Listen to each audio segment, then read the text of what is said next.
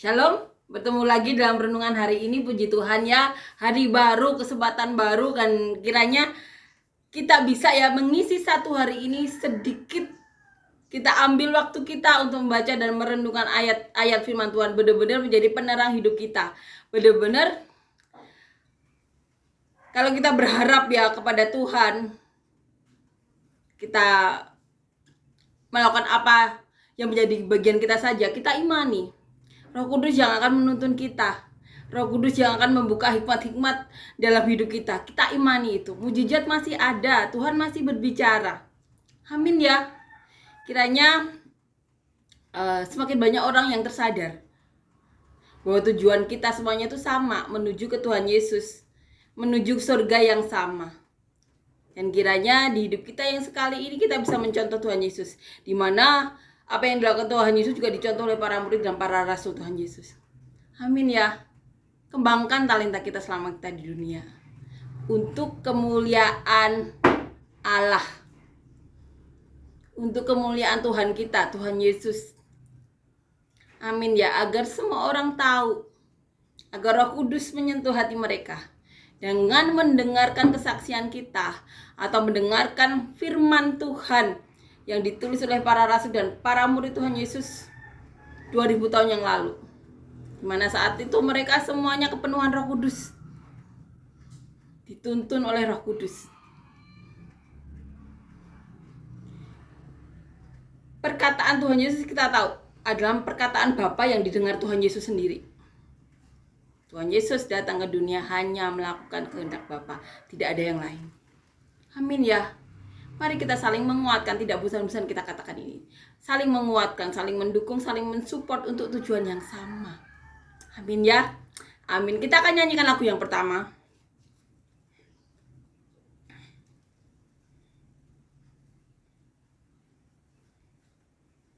Yang terutama di dalam hidup ini, meninggikan nama Yesus.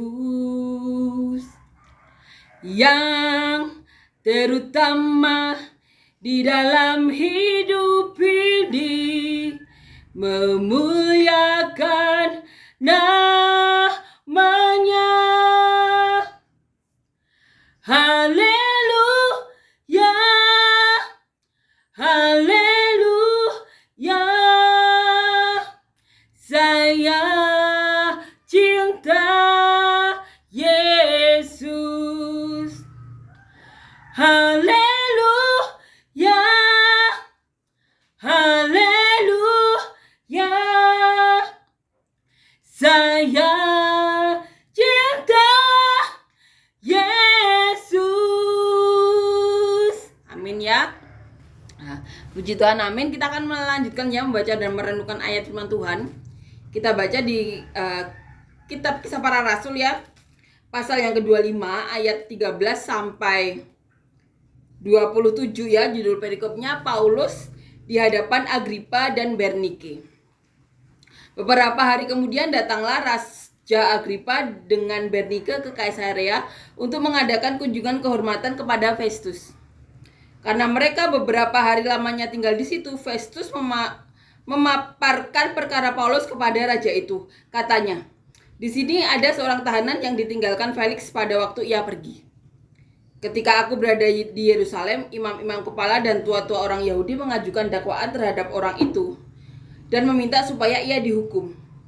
Aku menjawab mereka bahwa bukanlah kebiasaan pada orang-orang Roma untuk menyerahkan seorang terdakwa sebagai suatu anugerah sebelum ia dihadapkan dengan orang-orang yang menuduhnya dan diberi kesempatan untuk membela diri terhadap tuduhan itu.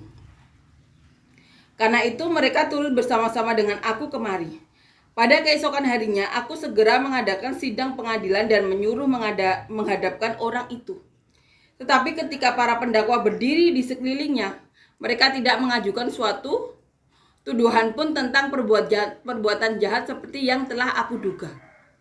Tetapi mereka hanya berselisih paham dengan dia tentang soal-soal agama mereka dan tentang seorang bernama Yesus yang sudah mati. Sedangkan Paulus katakan dengan pasti bahwa ia hidup. Karena aku ragu-ragu bagaimana aku harus memeriksa perkara-perkara seperti itu, aku menanyakan apakah ia mau pergi ke Yerusalem supaya perkaranya dihakimi di situ. Tetapi Paulus naik banding. Ia minta supaya ia tinggal dalam tahanan dan menunggu sampai perkaranya diputuskan oleh kaisar. Karena itu aku menyuruh menahan dia sampai aku dapat mengirim dia kepada kaisar. Kata Agripa kepada Festus, aku ingin mendengar orang itu sendiri. Jawab Festus, besok engkau akan mendengar dia.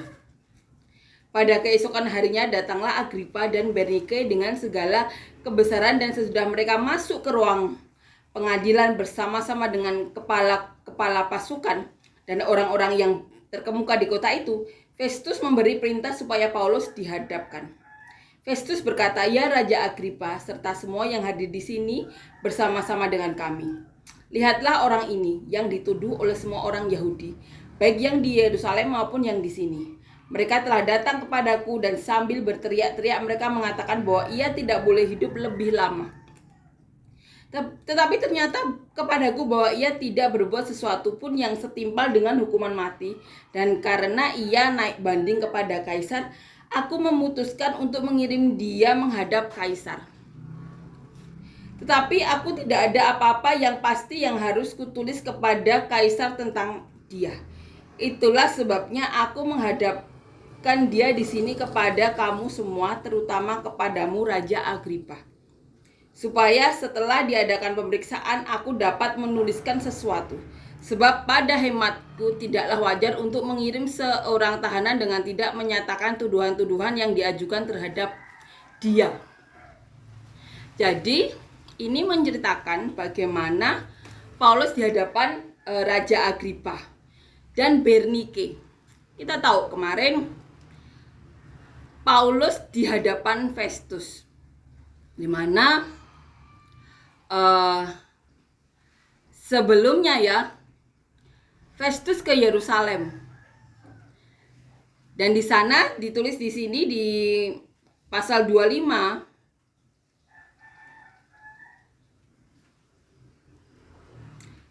Festus tinggal di Yerusalem hanya 8 atau 10 hari. Nah, saat di Yerusalem ada orang-orang yang menemui Festus. Dikatakan di sini,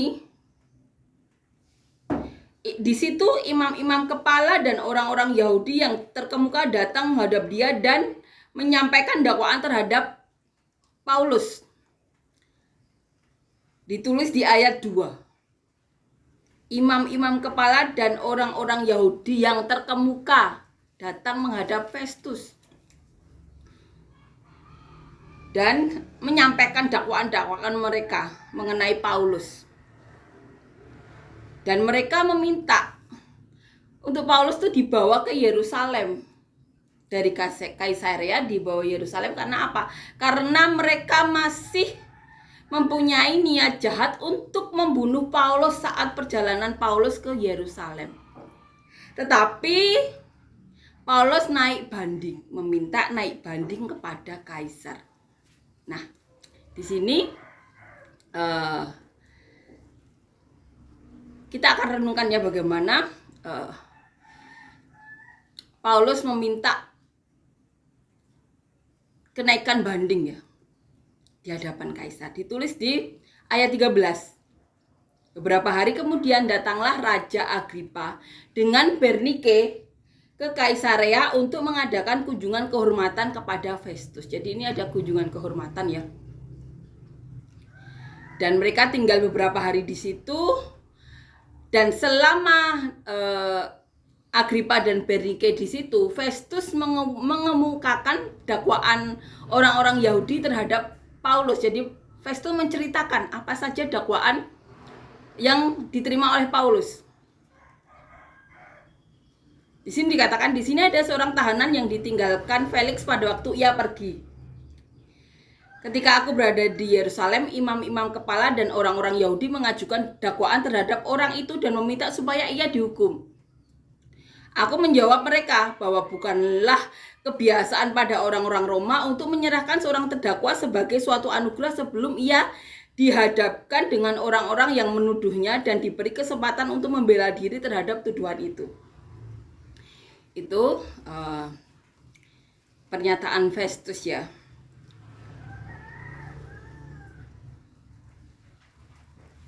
Dikatakan di ayat 17, karena itu mereka turut bersama-sama dengan aku kemari.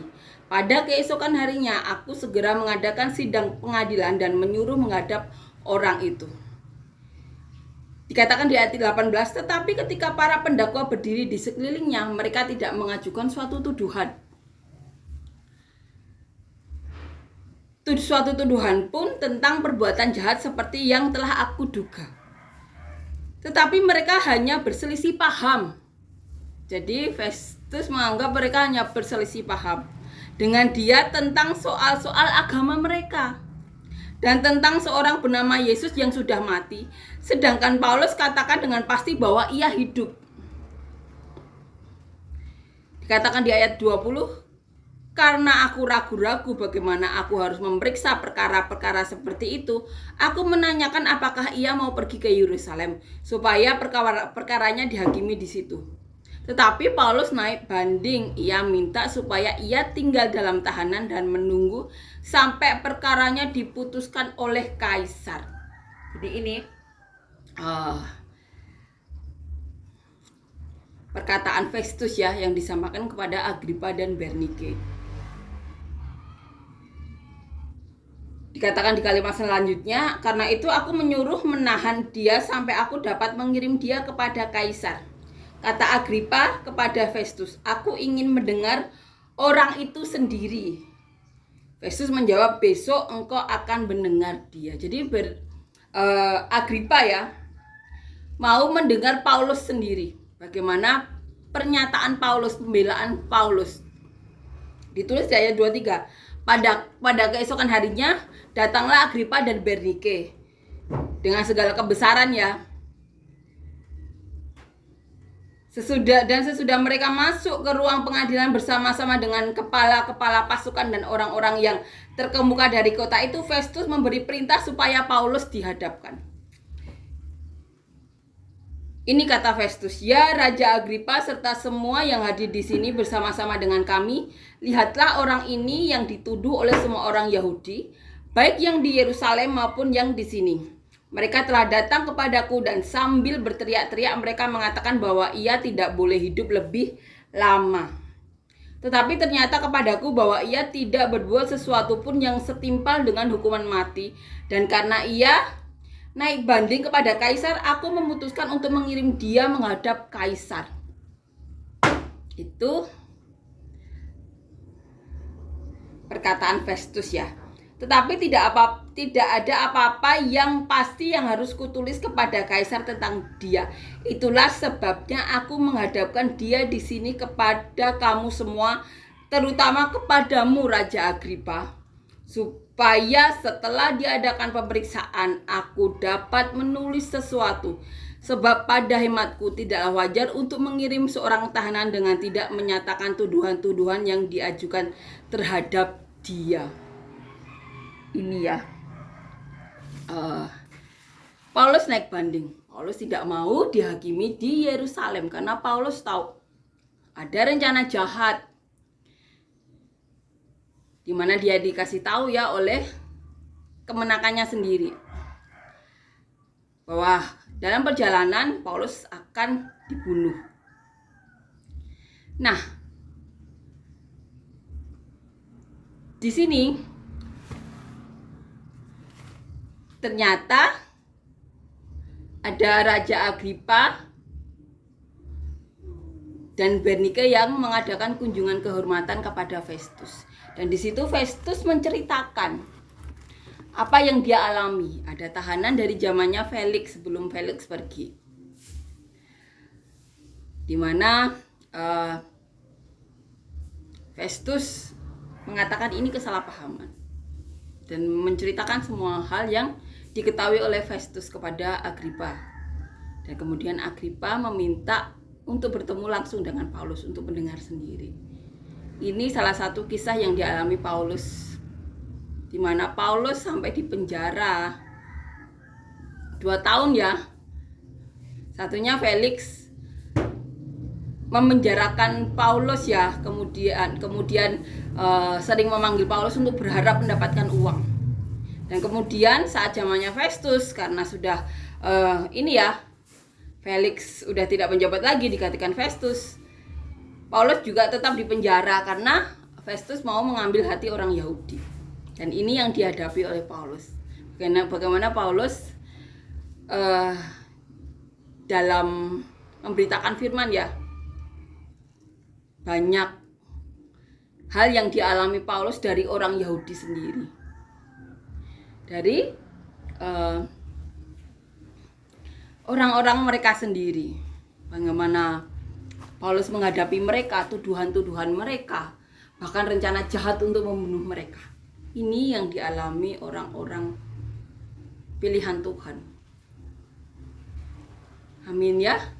Kiranya kita bisa saling menguatkan untuk tidak menjadi orang-orang orang-orang Yahudi zaman dulu ya, yang benar-benar hatinya tertutup. Mereka tidak mengizinkan Roh Kudus untuk menuntun mereka. Bahkan saat mereka mau merencanakan jahat kepada orang-orang pilihan Tuhan, Roh Kudus tidak menyelamatkan mereka dari perbuatan dosa yang akan mereka lakukan. Pentingnya ya kita untuk selalu menjaga hati kita, karena Tuhan sendiri katakan, jagalah hati dengan segala kewaspadaan, karena dari situlah terpancar roh kehidupan. Jaga hati kita agar roh kehidupan itu terpancar dalam hidup kita. Amin ya, agar Roh Kudus yang bekerja, bukan pikiran-pikiran dari iblis. Amin ya. Tugas kita tuh menjaga hati. Jaga hati kita lurus. Sisanya biarkan Tuhan yang bekerja. Roh Kudus yang akan menuntun kita.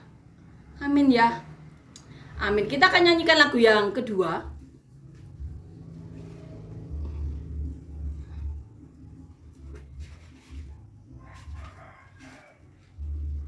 Biar bumi akan berlalu, biar bulan tak bercahaya lagi, biar langit akan bergoncang, matahari tak bersinar lagi. Tetapi Tuhan Yesusku tak pernah ingkar janji. Semua yang difirmankannya pasti akan digenapi. Amin ya. Itu Tuhan Yesus kita. Amin. Terima kasih Yesus, terima kasih Tuhan untuk semua kebaikan-Mu, anugerah-Mu, penyertaan-Mu, pembelaan-Mu, keselamatan yang Kau berikan. Terima kasih Yesus, terima kasih Tuhan. Dan untuk setiap orang yang saat ini sedang mengalami sakit, beri kesembuhan kepada orang-orang tersebut Tuhan. Beri cinta kasih-Mu, mujizat-Mu Tuhan, penyertaan-Mu, kasih sayang-Mu Tuhan. Dan apapun di dalam tubuh mereka yang bukan daripada-Mu Tuhan, Kau cabut Tuhan, Kau keluarkan dari tubuh mereka dalam nama Tuhan Yesus. Dan siapapun Tuhan yang saat ini membutuhkan pekerjaan, beri pekerjaan yang benar-benar daripada-Mu, pekerjaan yang dapat membawa dia dan keluarga dia lebih dekat lagi kepada-Mu, pekerjaan yang benar-benar menyukakan-Mu Tuhan, dapat memberkati hidup mereka dan keluarga mereka. Dan siapapun Tuhan yang saat ini membutuhkan pasangan hidup, beri kami pasangan hidup yang benar-benar daripada-Mu, pasangan hidup yang dapat memberkati Tuhan keluarga kami, orang-orang sekitar kami Tuhan,